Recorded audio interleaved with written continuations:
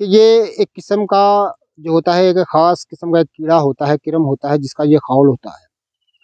जिसके बाद नाज़िर करम जो किरम यहाँ से चला जाता है या वो मर जाता है या उसको कोई खा जाता है, तो ये खौल बाकी रह जाते हैं। इनको सद्दफ़ कहा जाता है। ये अपने वज़न के लिहाज से या अपनी जिसामत के लिहाज से छोटे-बड़े होते हैं। लेकिन नहरी जो सद्दफ़ हैं ये छोटे ही होते हैं, और जो समुद्री सद्दफ़ हैं बहुत बड़े-बड़े हो जाते हैं। नाज़िर कराम जो नहरी सद्दफ़ हैं इनकी अफ़ादियत बहुत ज़्यादा है। ये सद्दफ़ आपको अगर मिल जाएँ बाज़ार से भी, पंसारियों से भी आप ख़रीद सकते हैं। तो इनको अच्छी तरह से गर्म पानी से नमक डाल के धो लें।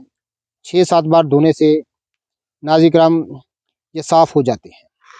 उसके बाद एक कूज़ा गली में डालकर नाज़िर कराम ऊपर भेड़ का दूध इस कदर डालें कि ये सिप जो हैं जितने आपको मैसर आ सकें उसमें डूब जाएँ।